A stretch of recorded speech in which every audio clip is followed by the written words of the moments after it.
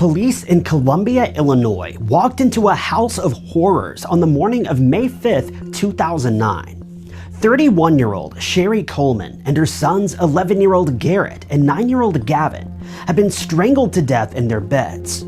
It would take 2 years and thousands of hours of police work before they would have justice. When the crime scene was discovered, all eyes were on Chris Coleman, the father of the family. But could a father really strangle his wife and both of his young sons in order to hang on to a high-paying job and a new mistress? Stick around to find out.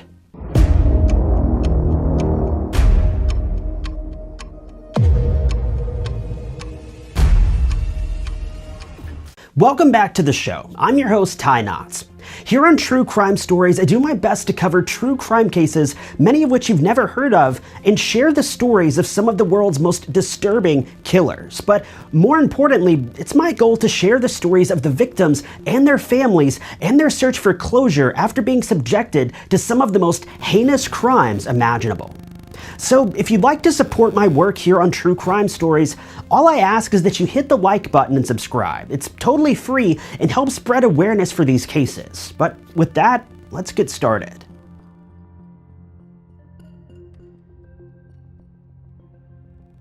Sherry Weiss was just 21 years old back in 1997. She had been enjoying her single life, living in San Antonio, Texas. San Antonio is obviously a town that doesn't need much of an introduction. As one of the largest cities in Texas and certainly one of the largest in the United States, San Antonio is home to around 1.5 million people.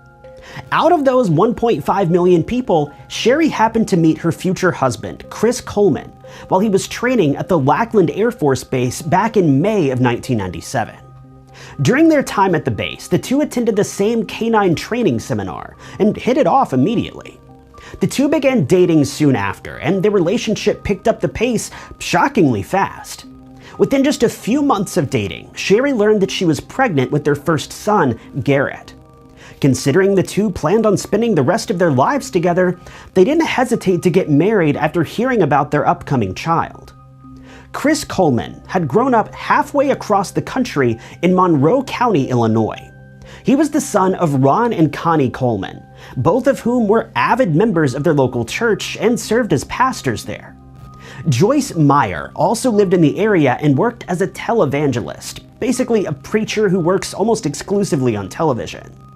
Joyce was also the head of an international religious organization who knew the Coleman family personally.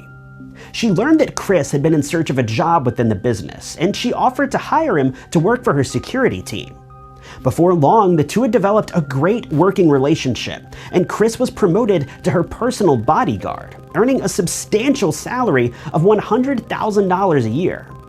It was around this same time that Chris and Sherry welcomed their second son into the world, named Gavin.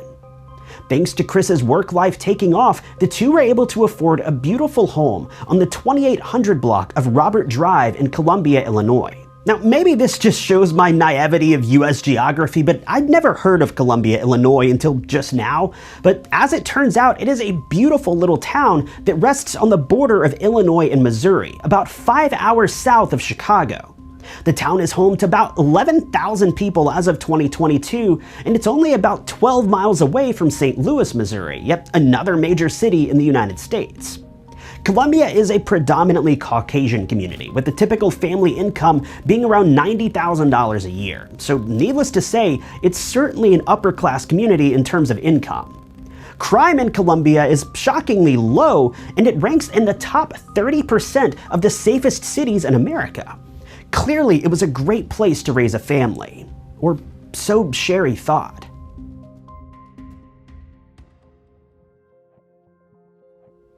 Around November of 2008, life for the Coleman family started to take a strange and dark turn. A threatening email had come into Chris's inbox, as well as the inbox of Joyce Meyer and her son. Chris let the email sit for just a while, but by January of 2009, he decided to reach out to a close friend who worked at the Columbia Police Department. Detective Justin Barlow read the email and was obviously concerned. But considering it had been just 2 months since the email had come in and nothing had happened, he felt that Chris and his family were relatively safe. Police cataloged this email and stored it away as evidence in files that had just recently been released to the public. According to police records, the email was sent on November 14, 2008, at about 8 p.m. in the evening. The email was fairly poorly written, but the message was clear. I've cleaned up the grammar a bit, leading the email to read as follows. I'm sure this will make it to someone in Joyce Meyer's company. If you're like any other companies, then this email will make it to someone's account, so pass it on to Chris Coleman. Tell Joyce to stop preaching, or Chris's family will die. If I can't get to Joyce, then I'll get someone close to her. I will kill Chris's wife and kids. I know Joyce's schedule, so I know Chris's schedule as well. If Joyce doesn't stop preaching, they will die. During the Houston conference, I will kill them all as they sleep.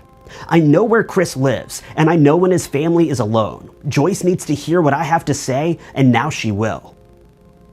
After reading the letter, Detective Justin Barlow decided that the family needed to be placed under surveillance. Barlow decided to install a CCTV system that pointed towards the family's mailbox, hoping to catch the perpetrator if he or she dropped off any future letters. But I'll be honest with you, I don't understand what this was supposed to accomplish. The letter that was sent to Chris and his family was sent to Chris's personal email, not to his physical address. So it doesn't make any sense that security cameras were installed on the family's mailbox unless Detective Barlow had reason to believe that the stalker might escalate and begin delivering physical mail. But regardless, the security system never yielded any results, and the CCTV footage always came back clean. But this is where the case certainly began to heat up. Because around this time, Sherry began to air her concerns to her friends and her family. She mentioned that Chris's demeanor had changed a lot around the same time that the email came in. She told her friends that Chris had been acting secretive, uninterested, and all around just strange. She suspected that he might have been having an affair, but she didn't have any evidence or clues to prove this. But it seems that her concerns reached a peak sometime around March of 2009, when she mentioned to one of her friends that if anything were to ever happen to her, she knew Chris would be responsible. I wish we knew specifically what caused her to say this, but unfortunately, those details were never released to the public, if Sherry ever shared them at all.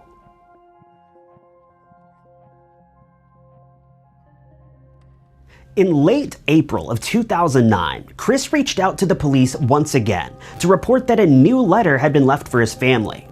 I'm not sure if this message was also delivered by email or if it was dropped off at the house personally, but according to case files that have been shared by the police, this letter doesn't have the typical header that an email does, which leads me to believe it may have been personally delivered to the family, but we don't know for sure and nothing ever came up on CCTV.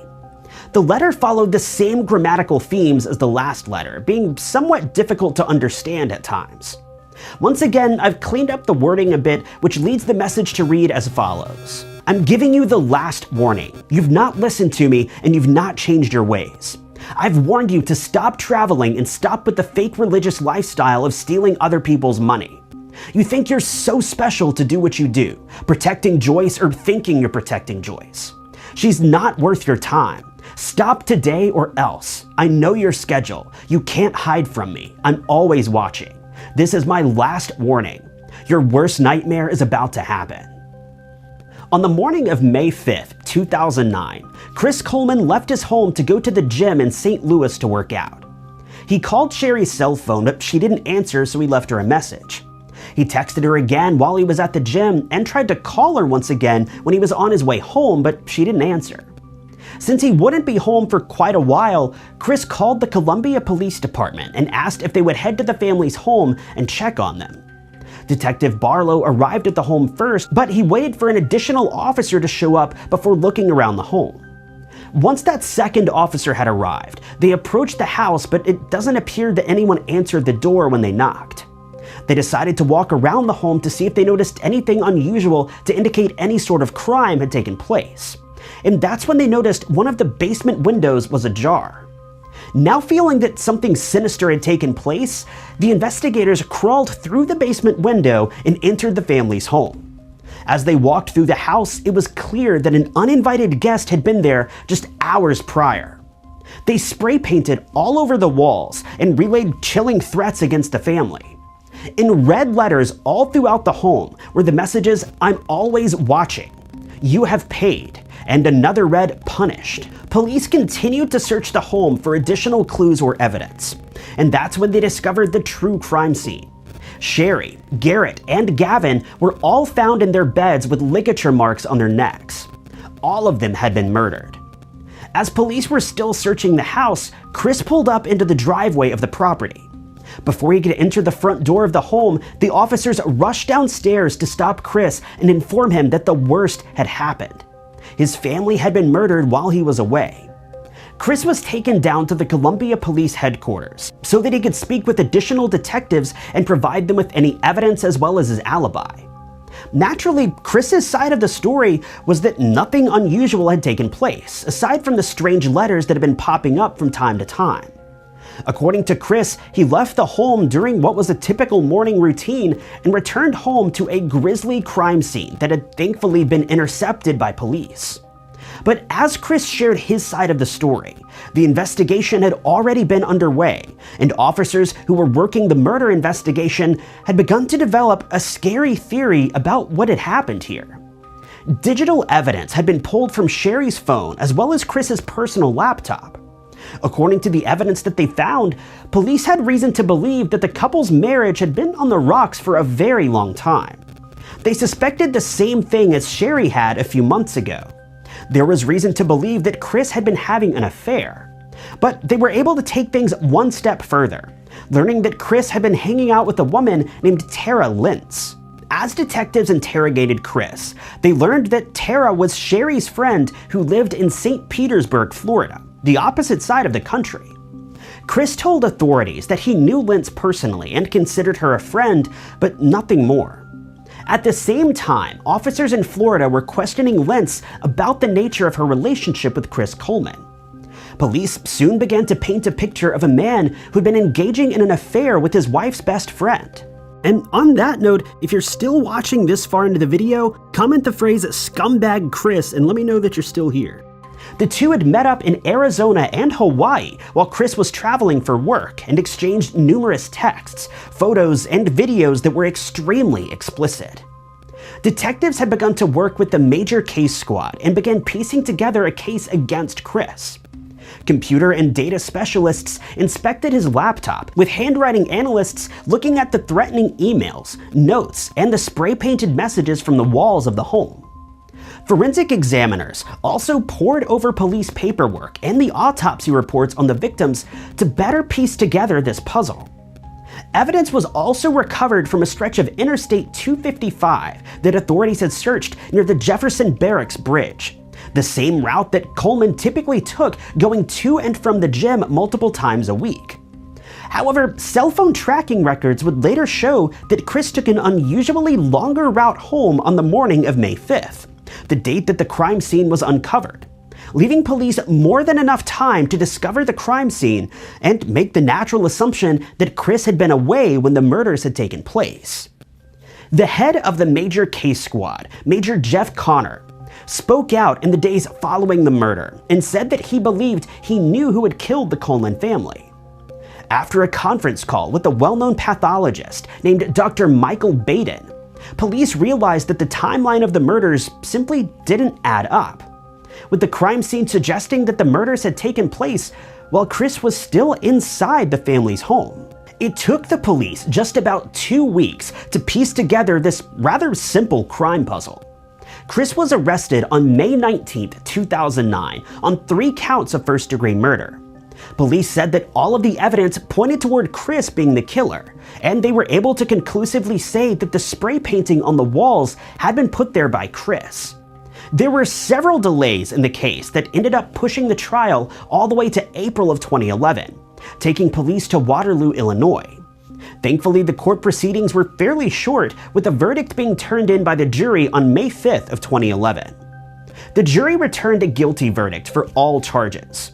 Multiple appeals were made by Chris and his defense team, but all of them were denied. In the end, the case ended almost as simply as it had begun. An unfaithful man decided that he found a better life in the arms of someone else and was willing to do anything in his power to turn his life around, even if that meant claiming the lives of his wife, his 11-year-old son, and his 9-year-old son. With that, we've reached the end of today's story. Don't forget, if you want to see more true crime stories, be sure to hit the like button and subscribe. If you'd like to help out with the operating costs of the channel, you can also hit the blue join button below this video, but that's entirely optional. With that said, my name is Ty Knotts, and I'll catch you guys in the next video.